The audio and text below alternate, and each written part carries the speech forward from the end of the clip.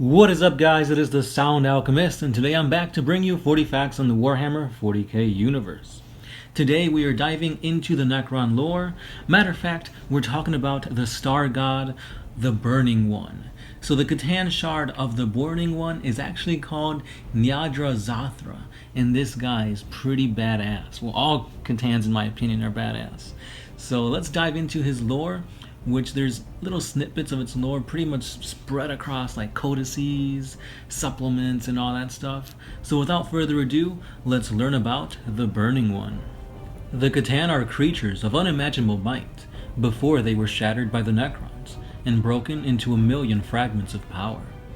Even a single shard of these fallen gods is a potent relic and may be harnessed for their own dark designs.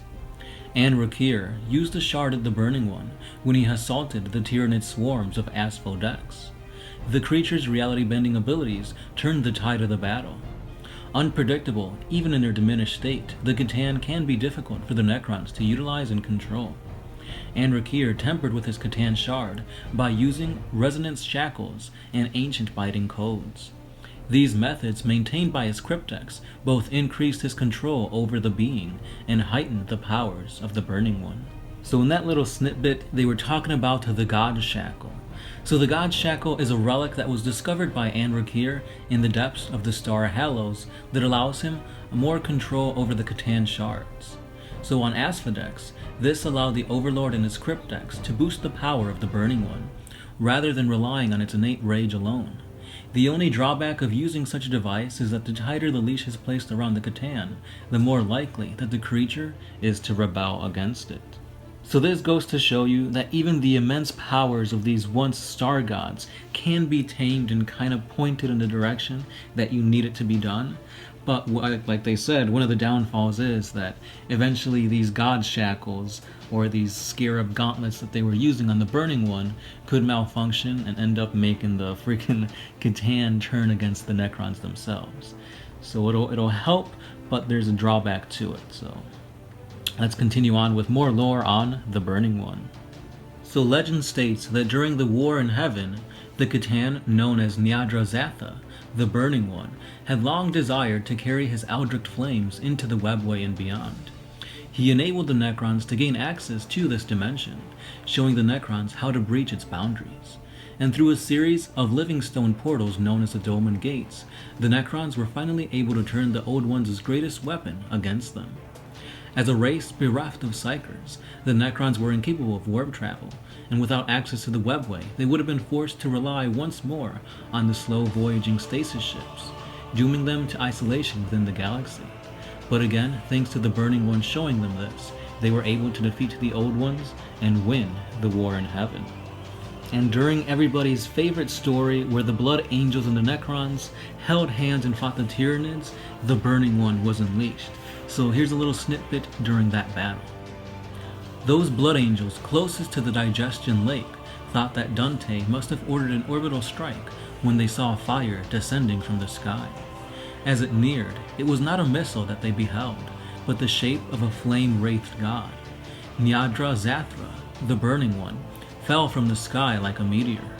When the Catan shard struck the ruins, it sent a plume of molten rock hundreds of yards into the air, and a wave of fire rolled out throughout the ruins, incinerating everything in its path.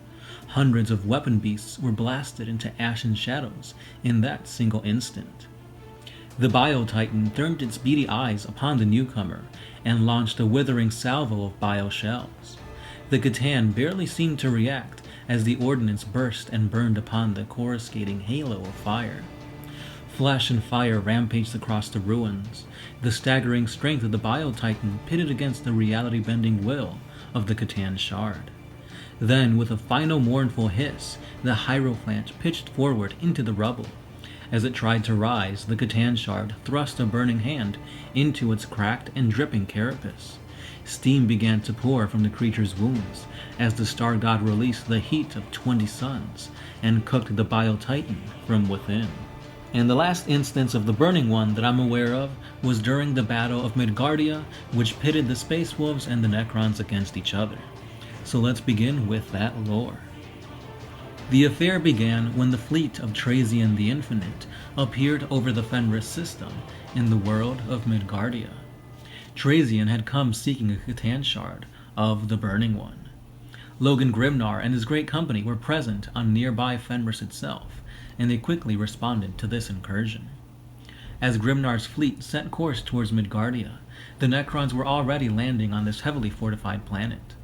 Deploying flayed ones to massacre the crew of the worlds defending the Nova Cannon, Emperor's Judgment, Trazian next deployed 100 monoliths to assault Midgardia's magma gates, a cluster of hive fortresses. The Midgardia Planetary Defense Fort fought viciously, but they were utterly defeated. In just a few hours, Trazian's army had broken through the magma gates, and the battle began to push into the underworld below the complex. Meanwhile, Grimnar's fleet arrived on Midgardia. In response to the Necrons, they began teleporting onto a ship, the Void Wolf, directly. The Space Wolves battled both Necron warriors and Deathmarks aboard their own ship, with Grimnar himself seeing heavy combat. Logan fought off the attempt to assassinate him, and then he moved on to the Nova Cannon, Emperor's Judgment, knowing this was his best chance to destroy Trazian's flagship. Ordered the bulk of his fleet to attack the magma gates, Grimnar and his elite champions made for the Nova Cannon by drop pod, teleportation, and Thunderhawk gunships. Flanked by Arjak Rockfist and his Wolf Guard, Grimnar entered the bunkers below the magma gates. Upon entering the command center of the Emperor's Judgment, the Space Wolves were ambushed by flayed ones. Meanwhile, the Wolf Guard, Volbak Wolftongue, led a squad of Terminators into the cannon's reactor core, where they were attacked, this time by Canoptic Wraiths. After a vicious battle that slew one Wolf Guard, the Wraiths withdrew, and a Volkbad was able to initiate the emergency protocols to bring the reactor online. Meanwhile, Logan and his forces fought on the command center, realizing that they needed to create a choke point to combat the greater Necron numbers. Grimnar led a withdrawal to the rear tunnel complex. However, Grimnar was again assaulted by Deathmarks, intent on assassinating the Space Wolf leader. Logan and Arjak were able to respond quickly to their sniper file, dispatching the assassins. Free to now focus on the flayed ones, the choke point strategy proved successful, and the Space Wolves were able to destroy the Necron horrors. Returning to the command bunker, Grimnar carved down his Iron Priests, who got to work preparing the Emperor's Judgment. This Nova Cannon soon opened fire, damaging the tomb ship and forcing it to flee along with the rest of the Necron fleet. Ulrich the Slayer soon arrived, confirming that his forces were successful in clearing the magma gates of Necron invaders. Ulrich, however, felt something was wrong and was not what it seemed, and convened a war council. Ulrich, Rune Priest Najal Stormcaller, and Generald Ghostwolf, along with the Iron Priest Zvarl Cogfan, met to discuss strategy. They determined that a force of Necrons were still on Midgardia, and that they were deep below the planet, closing in on the chamber holding the Catan shard.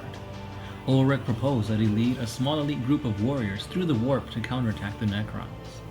With the help of Najal Stormcaller, a warp portal was opened, and Ulrich led a force of Wolfguard deep into this gate.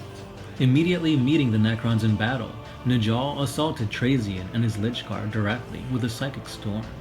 Simultaneously, Bjorn assaulted a defense line formed by Necron bodyguards. Next, Ulrich threw himself at Trazian, forcing him back. However, Trazian soon revealed that this fight was but a distraction, while elsewhere his forces had been shackling the Shard of the Burning One.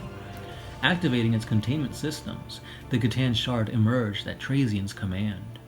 Ulrich knew that they stood little chance against the creature, and they had no choice but to retreat. Above, Grimnar was still coordinating attacks on pockets of remaining Necron resistance. While he knew Trazian was now attempting to leave the planet, he did not realize that the radioactive interference on Midgardia was interfering with his phasing technology. Trazian instead chose to muster his remaining forces around a valley near Midgardia's jungles. Knowing that he must soon act to decide the battle, Grimnar launched an armored assault on the valley, fending off attacks from marauding doomsites as they went. The Space Wolves were only saved by the Necron fighters by their own Stormfang and Stormwolf gunships, which were also able to land reinforcements. Grimnar then turned his attention to the gigantic pyramid in the distance, which pulsed with dark energy. entering it with his champions. Inside, the Wolfguard fought with every inch against warriors and creatures of living metal. In the center chamber, they encountered Trazian and his cryptex, constructing a particle conveyor that would allow them to bypass the atmospheric interference and teleport off-world. The Space Wolf pounced at their chance to end the Necron Overlord, while Trazian himself seemed unconcerned and continued his work. The Space Wolves were unable to stop its completion, and soon enough Trazian teleported back to his tomb ships and withdrew with the system, along with the Catan Shard in hand. And that is pretty much all the lore on the Burning One, the Catan Shard. So if you guys know any more lore on him, please let us know. Send us a message through Facebook or down in the comments below. Now, if you guys don't know yet, I really like the Necron Catan Shards. They're freaking awesome. They used to be Star Gods, which is even more awesome, and now they're essentially Pokemon. So again, guys, if you want to learn more about Necrons, there is a playlist which I will link at the end of the video, so you guys can go ahead and catch that. We've got an overview on the Necrons, we've got lore on the Nightbringer, and lore on the Deceiver. Now, as an added bonus, I also have the Necron Shards, or the Necron Catan Shards, embedded into my own custom Space Marine Legions lore. So if you guys want to learn about that, I will also put that video at the end as well, next to the playlist on the Catan Shards. So go ahead and check that out, guys. Also, let me know, guys, what else you guys want us to cover down below in the comments, and we'll add that to the list. It's a pretty huge list, so the more times we get requested something, the more tallies it gets, and the sooner you guys can see it. So don't forget to check us out on Facebook, Instagram, Twitter, and Patreon, and I'll catch you guys tomorrow. I have been the Sound Alchemist, part of One Mind Syndicate, and I'll see you then.